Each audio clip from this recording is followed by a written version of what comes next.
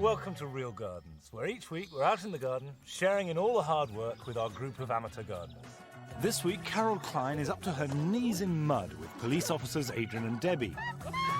Ann-Marie Powell is getting all creative with sticky-back plastic in Lisa's garden in Harrow.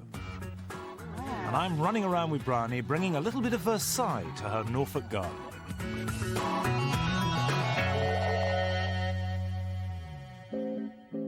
This narrow, cluttered back garden in Harrow belongs to Lisa Jacobson and her family. Lisa has been here for 18 months, but she's had little chance to get to work on her garden because she's always busy chasing after her two young children, Sophia and Grace. Hello. To work in the garden with the children is virtually impossible. You can't do a single thing. But I don't tend to do anything that would take my mind off her, because obviously it can be dangerous. Sophia, do you want to come and help me here? If I have an area where they can play, then I can get on with some gardening, because I know that they're safe, and I really would like it to be just bright, colourful, safe and fun. Last time Ann-Marie was here, the two of them were in demolition mode, clearing the end of the garden in preparation for the children's play area. What remained was a tatty old shed. Yeah.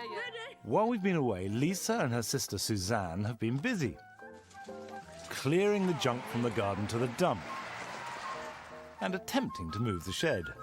Well, I'm not sort of woman that will tackle things all by herself. I do need some sort of guidance. I'm a bit weak and feeble when it comes to sort of manual labour. So I do need some... I'm not afraid to do it, but I need some instructions. I need pointing in the right direction, etc. They eventually managed to move the shed onto the lawn in time for Ann-Marie's visit today, to make it easier to do it up and to repair the foundations. All Lisa has to do now is sell the idea to Ann-Marie. We've had deliveries all week with the AstroTurf and flooring. It's been quite exciting, so we've got lots of work to do. I must let you know that my carpentry skills are absolutely rubbish. Oh, well, between us we can knock something up, I reckon. I think that's going to be... It can't be too difficult, really. It's quite small. My favourite is this, full of clematises. Wow! Very kitsch and very fun. Nellie Moser. Yeah, she gets everywhere, actually. We used to say she was a bit of a brazen hussy. Well, that suits perfectly then. That's really going to be brilliant, isn't it? Fantastic, yeah. But as always, before the fun bits, we can't resist a bit more destruction. We want to turn the shed around by 90 degrees, so we need to rearrange the foundations to fit, making sure they're level. So if we put this brick in here now, hopefully it'll be fairly flat. See if we're going to need to pack that up a bit, so that's the level there. Now we've got the base the right shape, we need to create a flat surface by filling in the cracks with some earth. Do you know what? I reckon we should get this door off. OK. So get unscrewing. Work out how to use this. No way, come here. Hey. What we want to do is to move the door to what will now be the front of the shed. Off she comes. And out she comes. We need a bit of carpentry action going on here, don't we? Yeah, New how door. on earth are we going to do that? Well, To make the new door frame, we need a pair of 3x2 timber battens, which Lisa's brother David has picked up for us. With the amount of work ahead of us, we need all the help we can get. Lovely. I've worked out that this is 6 inches wider than our door, so we need to make a new frame out of bits of 3x2. Which we've prepared earlier. So they'll sort of slot in there. Yeah. We'll hammer them into this, and then we'll nail these bits of shiplap onto here. Yeah. And then we can hang our new door. So that's the theory. The shed leans to one side, so with David pulling it upright, we can fix the door frame into position. The frame will also help brace the shed, making it sturdier and straighter. Perfect. Once we've screwed the new door posts into position and attached the lapboard to them, we can cut out the middle section. Fortunately, David comes complete with an electric jigsaw, and he knows how to use it. Right, mate, do you want to tidy up your messy edges? And moments later, the new doorway is complete. Marvellous! After blocking up the old doorway, we're ready to move the shed into its new permanent position. Luckily for us, Lisa's sister Suzanne has turned up again just in time to help lug the shed into its new position. She only popped in for a cup of tea.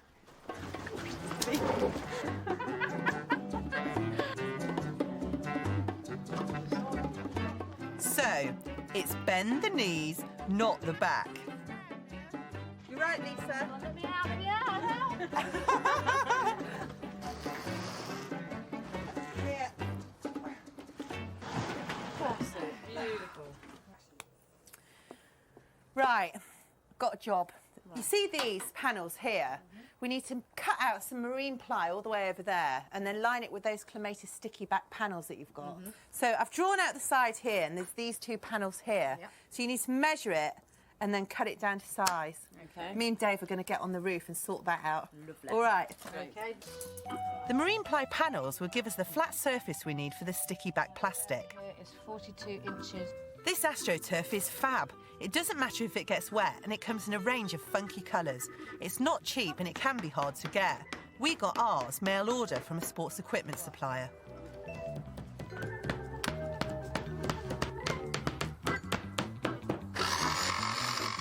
Lisa's marine ply panels are marked out and ready to cut. Sadly, there's more jigging than sawing. Oh no, what have I Look at done? it. See in the middle, there's a little. Think. These are nice. I've They're not great, seen these aren't they? before. Where'd you get them from? Wheelie bin cover company. Okay. Great, so aren't they? what do we do? To stick it down or? Yeah. Bang in the middle back there. Yeah, you two look like you're struggling. Why don't you use that to just scrape? Slide it. Okay. Right, oh, Wow. yeah. Great top tip. Well done. What do we do without you? Oh, I do this every day, you know. We can Wow. tape it under. Do you know what? I didn't think it'd go on flat. I was convinced it wouldn't. So all you need to do now is get some nice offcuts and put it around the side. Yeah, we know. Yeah. we did think about that. We weren't planning to leave it like this. It makes a mad impact immediately. Certainly makes a statement. Yeah. I don't know what kind of statement. At last, the shed is really coming together. There's just a few finishing touches to go. Hey, the door transplant has been successful. First, some child-friendly perspex in the windows, then brightly coloured window boxes, They're going to love this, aren't they? That's it. It's groovy. and finally some polyanthus and beaded curtains to complete the picture. I can't believe it. No, all in one day. All this work Done. done. Fantastic. Yeah, but we wouldn't have got it done if your brother and sister hadn't have No, turned up, would yeah. we? So did you do this for the kids or for you? A bit of both, I think. Bryony Jacqueline is an obsessive gardener. Since moving into their family house in North Norfolk, she's made a garden out of what was 3 acres of rough grass. Bryony has created a whole range of beds and borders in the garden using plants that either she propagates herself or else acquires by more resourceful methods. On my last visit, I helped to improve the look of her driveway with native Alexanders from the local vicarage. I have to say, I didn't really think they were going to take. Now come and have a look at this. You said it couldn't be done. That's extraordinary. So a week later, there's signs of distinct growth. Yeah. Cutting off the top that did it. All right, you win. Let's go and have a look at this roundel. Now, what is a roundel? Well, it's going to go here. I don't know where it's going to go. What is it?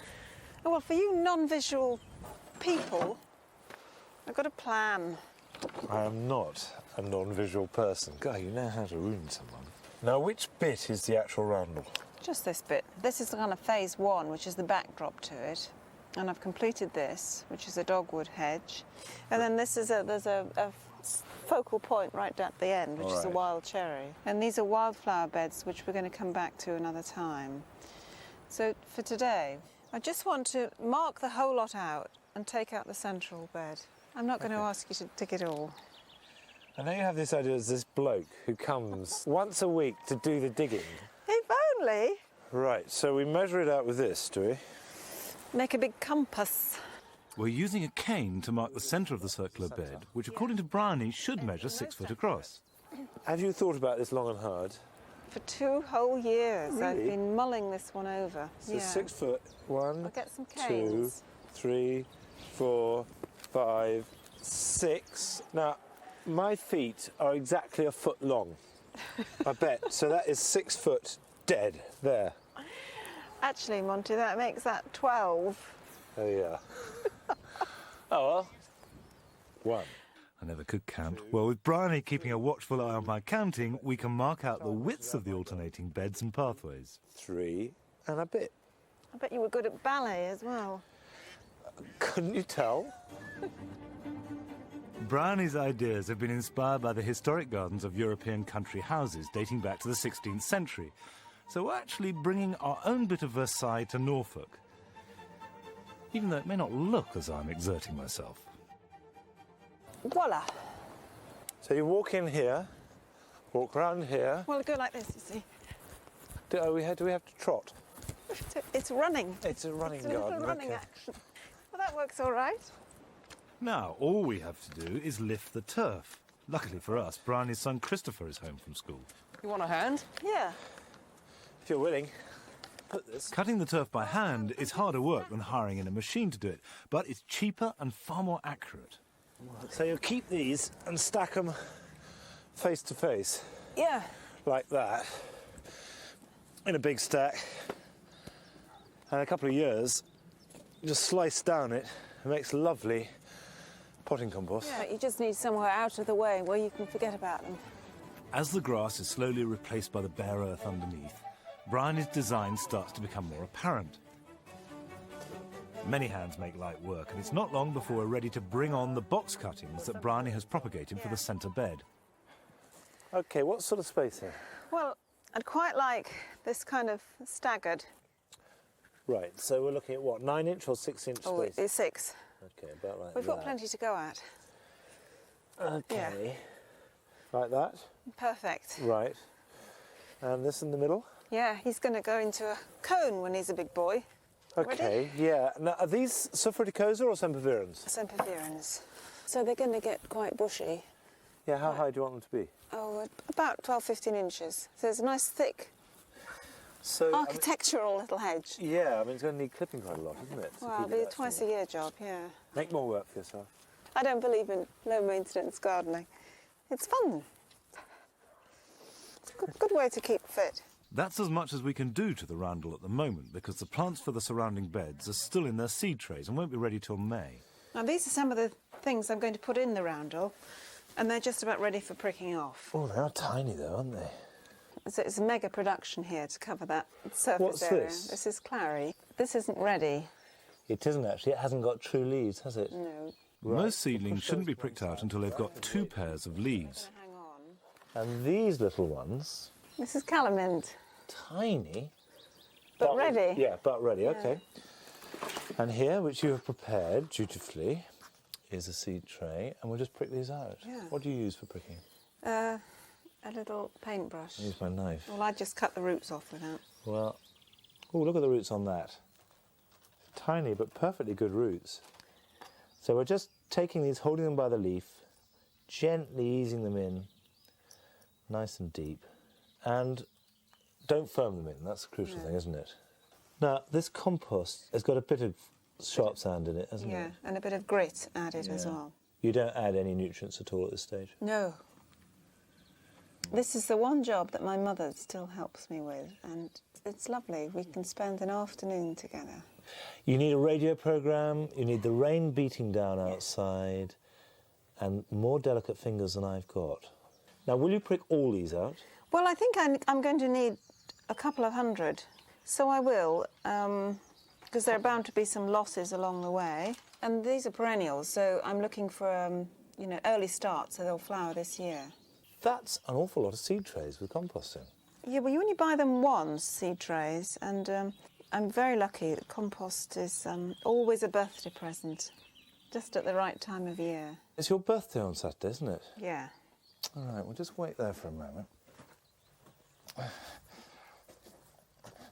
We've got a little present for you. No! We've got you. A Monty's mag! It's a magnolia. Oh, it's fabulous! I don't know what to say. Oh, quite overcome.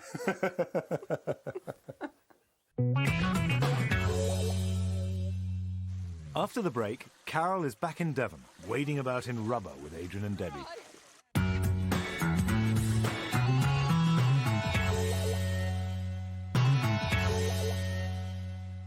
Welcome back.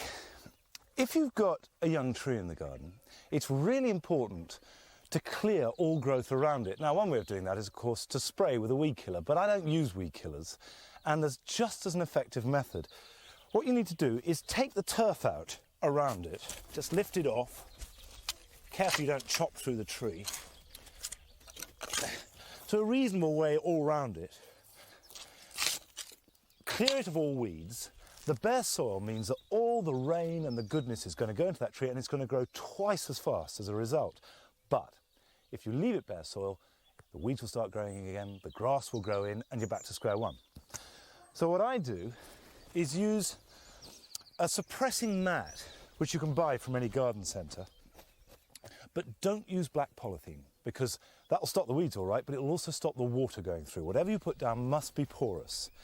So if you put something over it, like bark or grass clippings, hay, straw, whatever you can get, that will be much nicer to look at, and the tree will grow twice as well as a result. Now, we're off to Dartmoor, where Adrian and Debbie have heeded Carol's advice that she left them with on our last visit, but they've added their own interpretation. Debbie and Adrian's bungalow has spectacular views and a steeply sloping garden.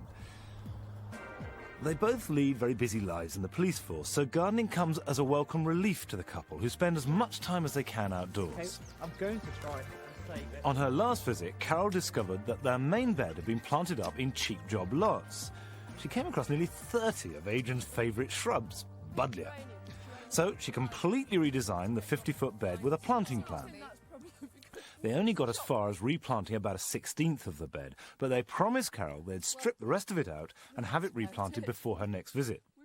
We actually got on very well with the bed, didn't we, together, because... Once we had agreed that you would decide where the plants were. I did most of the planting and Adrian did most of the heavy work. Are you ready? Yeah. They've kept to their promise and transformed this massive bed. They're happy with the results of their hard work. But what will Carol's verdict be? Stand by. Okay, open your eyes. My God! It's all done! You've done it! I know. Look at this fence! Have you had the entire Devon police force here doing this? No, just me, Debbie. And what amazes me is it's very like the plan. Let's have a look. You can see how we've used the sways coming down the big groups of plants. You really have. It's not Yeah. just a pretty picture. It's actually No, worked a we bit did actually too. use it, yeah. I love this seat. We're going to put some marjoram Marjorams. in there, so when you lean back, it's nice and smelly. Yeah. Really nice. We have lost a few things, as you can see. What, these lavenders? Some of those at the back might be all right, and if not, this one's growing so happily, it's really going to join up with those others anyway, isn't it? So, I think it's wonderful, I really do. No, and yet I can't see a single buddleia. there is. there's one over there. There it is. There it is. The one that got away. But we've got other things to do today, haven't we? We have. What's Yeah. all this about getting in the water? We're going to have to get in the water. We're going to want to clear the leak down. Do And we? Yeah, we Yes, do. we do. I suppose we've got to get Get our our waders on. Come on then, let's get going. Adrian and Debbie clear the leak once a year in spring to stop it getting clogged up. I can see one thing you really got to get out straight away, and that's this Hemlock water-dropwort. Oh, golly. This is one of the most poisonous plants in Really? the country. Yeah, it is. And although it's a wild plant, I really think you ought to get it out and get rid of it if you possibly can. I got a secret weapon. That's going to help a lot, yeah. Yeah, you should cover your skin because it can really irritate it badly. And this plant's responsible for more fatalities than Really? any other indigenous plant. But they root all at the stem on every single leaf node. Did you mean to do that, Adrian? Yes. Yes, I did. I can show you right back. Come on. You all right? Yeah, of course I'm all right. Look, you didn't even get the roots out, honestly. All that effort for nothing. Yeah. Now get hold of a handful. This plant smells like celery, always grows close to water, with flat heads of white flowers in summer. Its common name is dead tongue because it paralyses your tongue if you eat it. That's good. Hey, oh, lovely, look at that. Yeah, that's what you want, the whole of the root to come out. There we go. Debbie's cutting back the nettles and brambles. They're an important habitat for wildlife, so she's only giving them a light trim. Ready? 1, 2, 3. Ah! Lovely. You're not wet, are you? No, not a bit. Look how clear it looks now. It's brilliant. I think it looks a bit bare. Can we look for a few things to plant as well? We've got some things up in the bog garden and possibly the holding beds that we took out the big bed. We found a clump of water-loving irises up near the pond, which we're going to plant into the leat. It's definitely Iris pseudacorus, isn't it? This wonderful golden flag, the big yellow one. Yeah, that's right. And it lives beside running water, so it should be ideal. Right at home. I think it's important to leave as much soil on as we can. The irises are a native plant, which is just as well, because non-native plants which spread downstream can be a menace to waterways. Should we take it right down there? Yeah, I think that'll be the best Over place down there. Adrian's dam. I think one of these, you're right. Yeah. I'm like a Capricorn, I'm like a goat. How about here? Do you think that's a good place? Yeah, I think that's great. Right, just 2 things you've got to remember. First of all, those roots actually grow in soil. Yeah. So leave plenty of soil on the roots and try and make sure they're in real contact with whatever's underneath there. Yeah. And the second thing is you've got to find some way of stopping the whole thing floating off and going into your neighbour's garden or further down.